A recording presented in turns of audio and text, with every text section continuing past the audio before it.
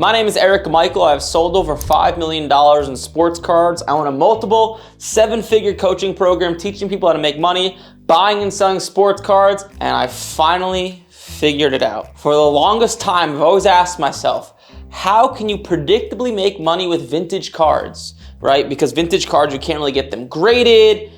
People are a little bit more stingy on the price, and I've always done it with modern cards. It's much easier, there's much more of them, there's much more volatile, you can get them graded, much easier. But there's a lot of vintage cards out there, and it's a blue ocean because no one knows how to make money doing it. But I think I finally discovered it, and I'm gonna show you behind me what I'm currently testing. Okay, let's get into it. This is an app called Market Movers. Market Movers shows you all sorts of data, prices, sales of sports cards.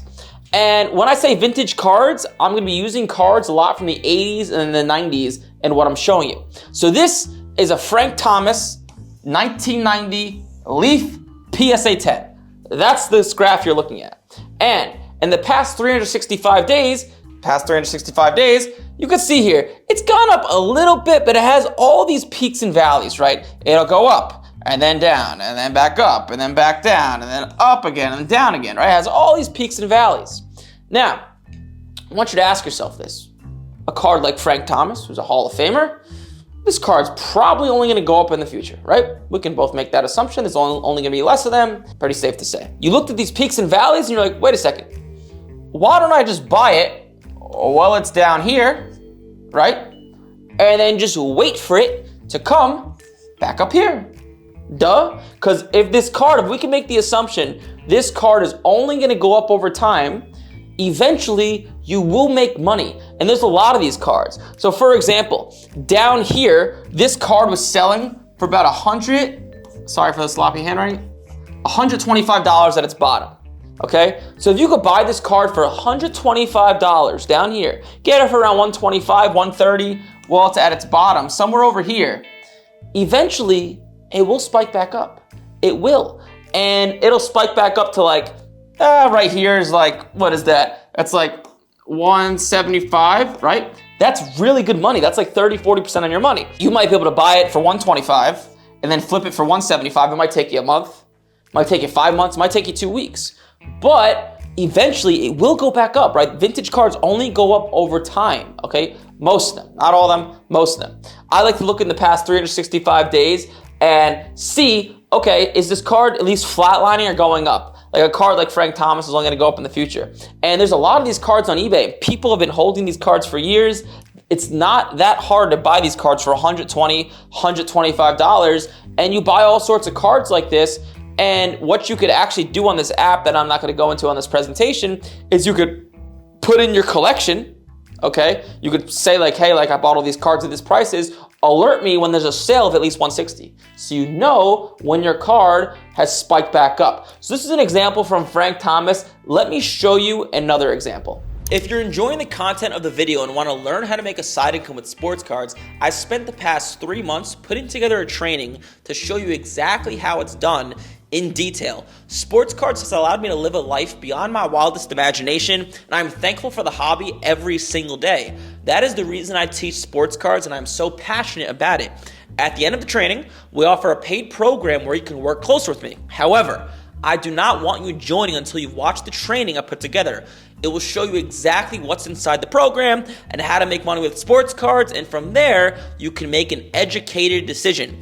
If you'd like to sign up for the training, either scan the QR code on the screen or text the word Eric to 973-755-9486, or click the link in the description. Just to repeat it, if you'd like to sign up and watch the training, scan the QR code or text Eric to 973-755-9486, or click that link in the description. Now let's get back to the video. All right, so in this example, we're gonna use a 1989 Pro Set Barry Sanders PSA 10. And in this case, right, it's kind of similar to what I said before, right? You have the ups and then you have the downs, and you have the ups and then you have the downs, and we wanna buy it at its down right here, right? In this case, I don't know why, but you could clearly see in the past 365 days, this card is only going down. right? So in a situation like this, can you make money on it, right? If you buy it somewhere down here, it'll probably spike back up to somewhere here. Yeah, probably. But in a situation like this, I want to stay away from these cards. You know, why buy something that's clearly depreciating, right? It doesn't make any sense. So that's something I would look out for. Don't buy stuff that's going down, right? You want to buy it at its valley, sell it at its peak, but make sure it's something that's going up and not down.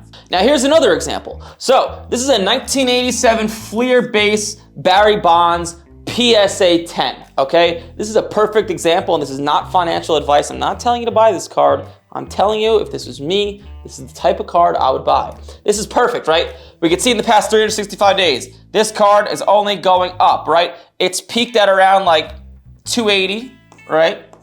And right now, we're actually down, right? We are down, and this card sells for about 150 right now. So why can't you go on eBay, say, hey, I'll give you 135 or 140 for this card in PayPal, and it's safe to say, right? Eventually, this card will hit one of these points, here, right? And clearly over time, right, it's got its ups and its downs. And you might be able to buy it for 150 right now, and maybe you'll sell it in 2 weeks for $200. Might take you 3 months to flip it. Might take you 8 months. But if you put yourself in the right position, eventually you will make money. I always like to refer to sports cards as kind of similar to poker. For those of you guys who have played poker before, right? In poker, you can make the perfect call, perfect read, and sometimes you're wrong, right? But poker's a game of making more right decisions than wrong decisions. If you make more right decisions than wrong decisions, math does not lie. Over the long run, you will make a lot of money. Even professional poker players lose money all the time, but they know they're gonna make money over the long run because they make more right decisions than wrong decisions. That's kind of similar to this. Like, this is just a correct decision, right? In my opinion. Buying this for 150 is just a correct decision, okay? It's just correct. It's a good thing to do. A Barry Bonds PSA 10 is only gonna go up with time, right? It's probably not gonna go down. Could, probably not. But eventually, you buy a bunch of cards like this, like all these 80s and 90s PSA 10s that are probably only gonna go up in time. It's safe to say, eventually you'll make your money. Eventually you'll make 20, 30%. You buy a bunch of them, and eventually after a few months, just every single month, you have these different cards that are going up in value, and you're making money. So hopefully this is making sense, and I wanna show you another example. Okay, so this is a little bit of a different example. This is actually a 1955 Sandy Koufax PSA 3. Some of you guys might be looking at this and saying, whoa, this is great. I could do this with real vintage cards from the 50s and 60s. You could, but it's a little bit harder, not so fast. So if you look at the graph of Sandy Koufax, right? This card is only going up with time, right? It's only going up, especially a card like this. However, this is pretty crazy, right? You have data points all the way down here where this card sold for 600, okay? Then you have ones all the way up here that sold for like 925, right around there. And then you have ones all the way back down here that sold for about like 675. So like, it's pretty wild, these swings.